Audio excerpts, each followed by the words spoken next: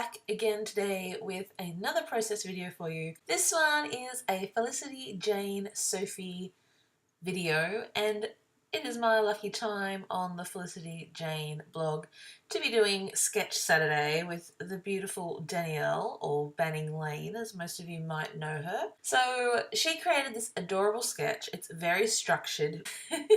It's very her, and it's not very me. To some people, they might look at a sketch and think, oh well, it's not similar to my style, so I won't do it. But I'm here to show you today how you can make any old sketch your style. So Danielle usually scraps in an 8.5 by 11 size, and so the sketch is 8.5 by 11. But I've decided that, you know, I scrapbook 12 by 12, so I'm going to do a 12 by 12 layout. So I'm using the same elements from a sketch and just expanding it on my 12 by 12 sheet of paper by cutting out two 8.5 by 11 pieces similar in size, one slightly bigger than the other. And also the sketch didn't have any mats behind the photo, which is something I usually always do with my photos. So I've just done a really simple mat behind this one. I've just used some of the black and white geometric pattern, which is really light, and then I've just added my polka dot tulle in behind there, just keep it very light and very fresh and not so heavy, because this layout is all about being nice and clean and structured and light. So I did try to keep it light.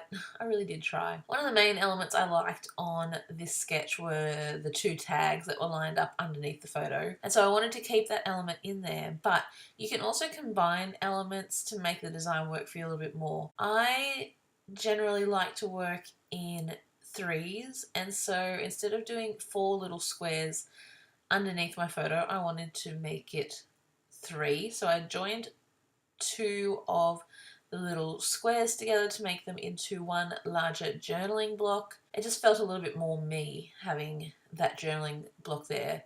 Mind you, I don't actually journal on my layout, so that was another challenge I had to overcome, was actually journaling on my layout. Now this photo is a photo of Vinny once again. I know you know his adorable little face by now, but can you see what's on his head? Oh my gosh, that cutie patootie. I had a little rule that I had this Christmas time that everyone had to have a photo taken with the Santa hat on. Everyone had to have a photo with the Santa hat on, including the dogs. So all the dogs had photos with Santa hats. We all had photos with Santa hats on. And I got a few of Vinny in there, and for those of you who don't know, this year was my first Christmas with Vinny. His first Christmas was actually spent with his mother and father up on the Gold Coast, much to my sister's disapproval, but that's how it was. So we missed out on Vinny's first Christmas, which was really sad because our family is very family orientated. So this year was a big deal for us, and to have this little boy in our life means so much. So I just wanted to document the fun, the bright, the summery feel that we have at Christmas time here in Australia, because, you know, it doesn't snow in northeast Australia. You know, it just does not snow. So yeah, summertime is Christmas time, and it is a stinking hot time. Most of the Gold Coast where I live was drenched in rain during Christmas Day, but we were down in New South Wales, a different state, and we actually had beautiful sunshine for like the whole Christmas break. And so we went swimming multiple times, we were playing under sprinklers. It was just such a lovely, fun, summery time, and I haven't had that much fun in a long time. Like, it was just a lot of fun. So I wanted to capture the more summer feel as opposed to making a traditionally Christmas layout because he is wearing a Santa hat. I did contemplate making this photo black and white just to detract from the red hat that he has on his head, but it just, the colours didn't work with a black and white photo. It just became very washed out. So that is why I've kept a coloured photo in there with his gorgeous banana shirt.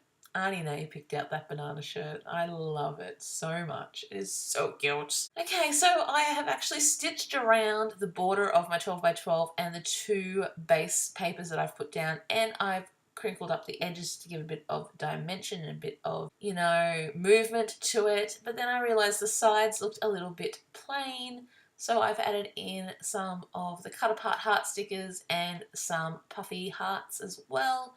and a few other little, you know, bits and pieces around the page. And now I am creating some journaling strips, and this is actually off one of the 3x4 cut aparts in the patterned paper. I've actually journaled on the card and then cut along the lines to create little journaling strips. So that's how I have journaled, because I don't like writing directly on a journaling card. It just feels a bit bare to me. So I've come in and created these little journaling strips, and I'm adding in a little banner that is from a previous kit that I've cut out. And this is just a little behind the scenes what I'm starting to do with my Vinny layouts. I should be doing it with all my layouts. I actually am writing his name and how old he was and what time of the year it was, just so that when I go back through my albums I know when this occurred and how old he was and all of that, because like I said, I don't journal on my layouts, so those memories kind of get lost. But that is the layout there, guys. I hope you enjoyed my take on the beautiful Danielle's sketch. Don't forget to jump over to the Felicityjane blog and catch Danielle's beautiful creation, as well as some close-up photos from my project. And I will see you all very shortly with another video. Love you guys. Bye bye.